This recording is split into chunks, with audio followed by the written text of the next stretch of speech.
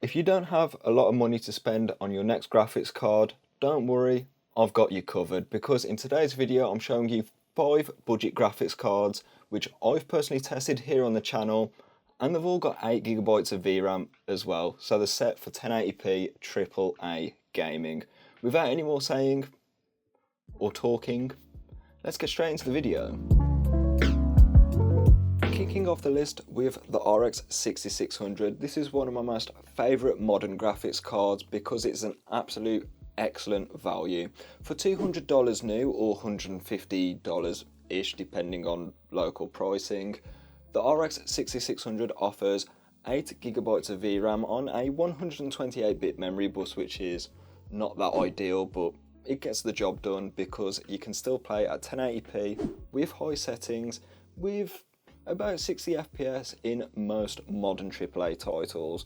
The only game where this will start to struggle a bit at 1080p high is Jedi Survivor, but we all know that game's a bit of a unoptimized spaghetti code mush, so no real docking of points from this GPU for that. And even then, in a lot of games, this graphics card can do 1440p, and if you needed a bit more performance at Quad HD, you could always enable FSR, which works pretty well on quality at 1440p, so as far as I'm concerned, this GPU is quite good. But what's even better though is its efficiency. This GPU basically uses no power at all, and in my testing it only used about 100 watts under full load, and it doesn't even get that hot either, but this is obviously model dependent. So as long as your power supply has a 8-pin PCIe power connector, you're pretty set. And another benefit that this graphics card has is not really that much of a benefit if I'm honest. It does have ray tracing cores in it, but ray tracing on a $200 GPU is not very good, as you probably saw from the video that I made on this, which you can watch in the description down below. And you can also find affiliate links to all of the new graphics cards in the description if you wanted to pick one up. But back to the ray tracing, yeah, don't enable ray tracing on this because the performance isn't great. Keep it to rasterization and you'll be having an excellent experience, particularly at 1080p, maybe even 1440p, depending on the game that you want to play.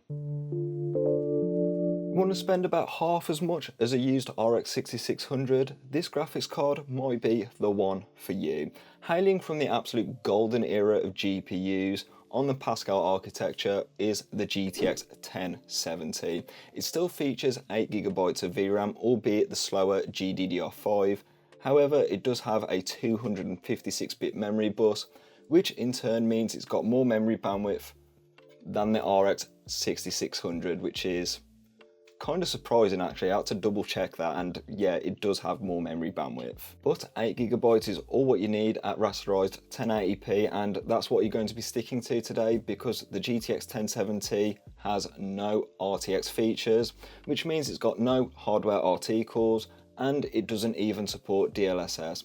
However, you could always enable AMD's FSR, as that is supported on this graphics card, so if you needed a bit more performance to get an acceptable frame rate, that's always an option. With this card you should be looking at around 1080p medium with high textures, and you should be getting a decent frame rate with those sort of settings in the latest AAA games, depending on which one you're playing I suppose, because if you're playing Jedi Survivor you might have to do a bit more tweaking because, let's be honest, it's not really optimized. But if you were mainly into esports games, 240Hz should be easily achievable here.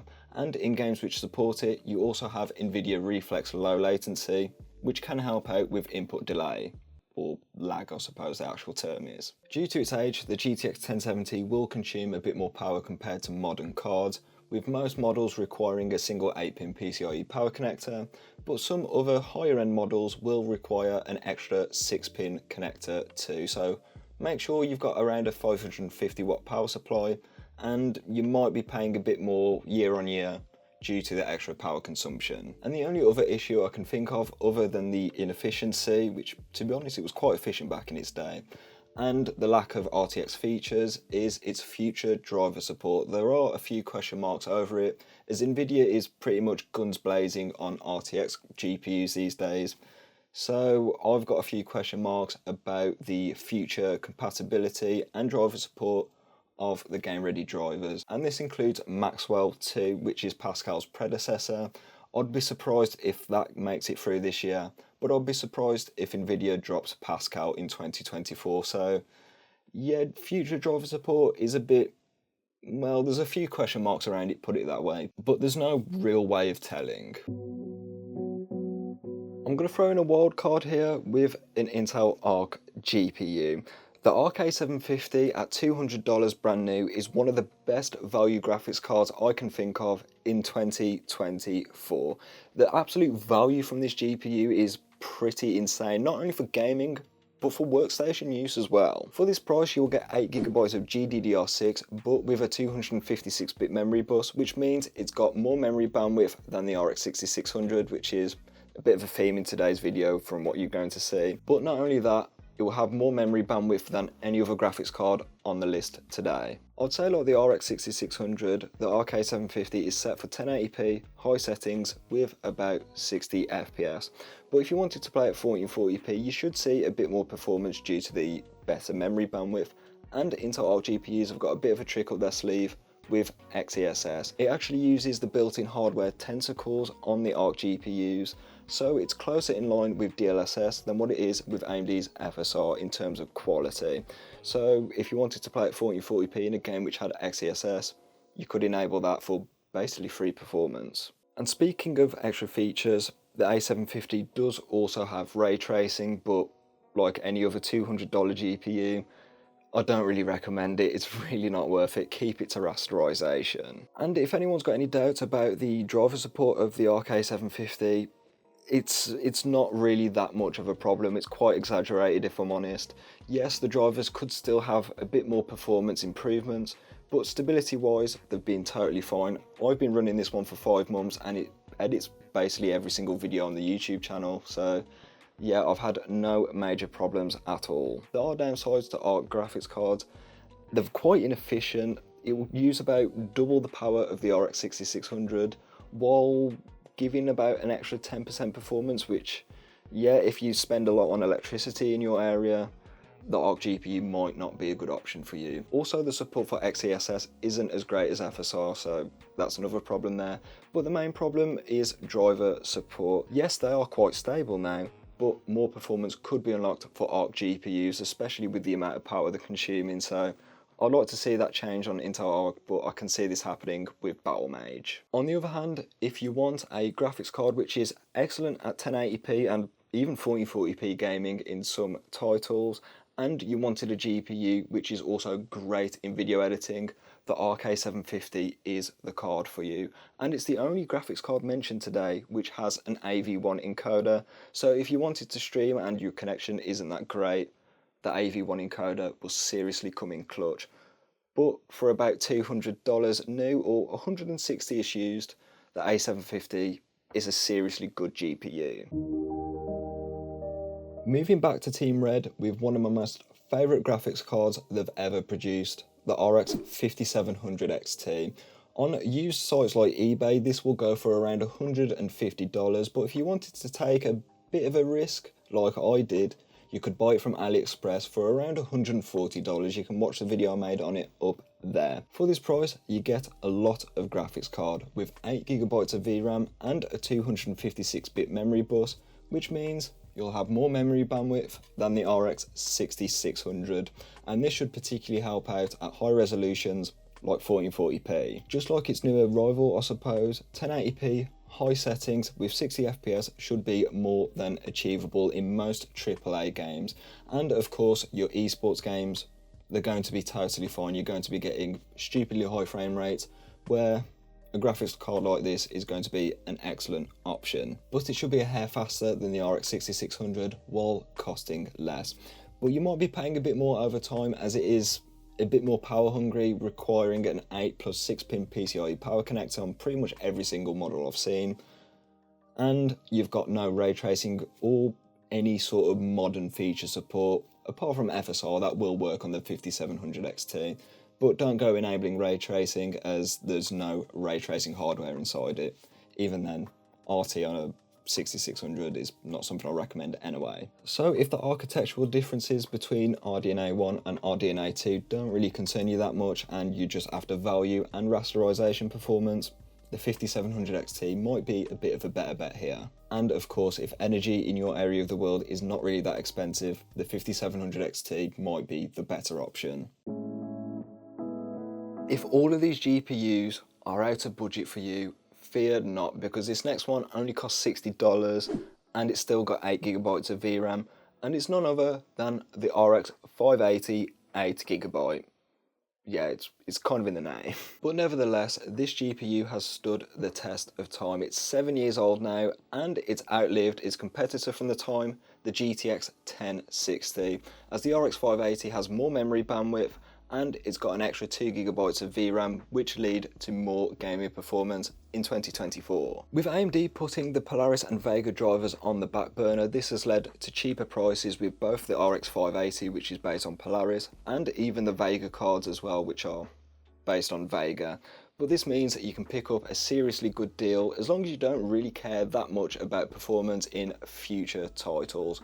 Because for now, AMD are still developing drivers, which will help out with newer AAA and just new releases in general, but there are some question marks about the RX 580's sort of modern day performance. Also, it only supports DirectX 12.0 at a feature level, so some titles which require DirectX 12.1 or 12.2, I believe Ultimate is, yeah, they're not going to run on this GPU. So this is why I mainly recommend this graphics card for older and esports games, as the performance there is going to be absolutely excellent. But even in newer AAA titles, you could always put them onto the lower preset, but you can keep those textures on high thanks to the 8GB of VRAM and relatively decent memory bandwidth. And with esports games like Rainbow Six Siege, Fortnite and even Counter-Strike 2, as long as you've got a decent CPU, you could put these onto low and you'll get around 240 FPS. So if you had a full HD 240Hz monitor, an RX 580 would be totally fine. Other than the back burner driver support and DX 12.0, the RX 580 does have a pretty big issue, and that's their alarmingly high failure rate. A few others like Techies City have noted how much or how often RX 580s are failing, and even my Nitro Plus has failed on me as well.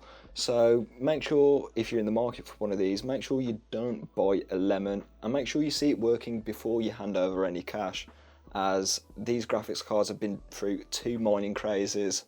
So that's probably why a lot of them are failing. But if none of that concerns you, the RX 580, if you get one working and working in a good condition, that can be an excellent budget GPU. So these 5 GPUs are some of my most favourite graphics cards ever released, and all of them have incredible value in their own right.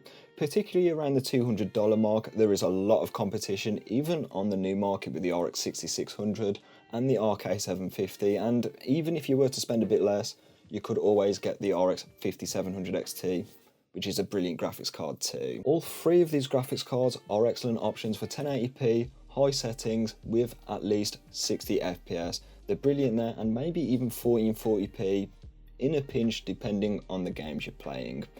Personally, I'd go with the RK 750 if you were a video editor first, gamer second, because the productivity capabilities of the Arc GPU are so much better than AMD, because AMD's capabilities at video editing, I'll be honest, they aren't particularly brilliant, so Intel's definitely got the upper hand there, and it's the only GPU I've mentioned today that has an AV1 encoder. The RX 6600 is a brilliant choice for gamers who are concerned with efficiency and future feature support, as this thing basically consumes next to zero power, and it's got quite a bit of features in there, as RDNA 2 is actually a pretty strong architecture. And then with the 5700 XT, its main selling point is its value. It's a lot cheaper than the rest of these graphics cards, and yeah, it will consume a bit more power, and the feature support isn't particularly brilliant, but if all you wanted to do was play at rasterized 1080p and even 1440p, that is probably the graphics card I'd recommend. And even then, if these 3 GPUs were out of budget, you've always got the GTX 1070 and RX 580, even though I'd recommend these for mainly older and esports games, as this is where those shine. Yes, you can play newer AAA titles, particularly if you were to put the settings onto medium or maybe even low, but with the 8GB of VRAM, you could always leave the textures on high or ultra, which is good as that is the most important graphical setting in my opinion, and this is an opinion that a lot of other gamers share as well. But even then, if you needed a bit more performance to get you to an acceptable frame rate, I suppose, you could always enable FSR on both of these graphics cards, which is a huge W for AMD because their compatibility is better than everyone else. So yeah, like I said a few weeks ago, budget gaming graphics cards, even if they're an 8-year-old GTX 1070, are still viable in 2024, depending on what your needs are. If you just want to play Fortnite at 144 FPS at 1080p, an RX 580 would be perfectly fine for that. Or if you wanted to play the newer AAA games at 1080p with decently high settings at 60 FPS, an RX 6600 would be perfectly fine for that as well. So if you wanted to see how all of these graphics cards get on, they will be linked in the description down below. And if you wanted to see how a super budget graphics card gets on, there is a video for that up there. With that being said, I'll leave this one here. I'll catch you in the next one.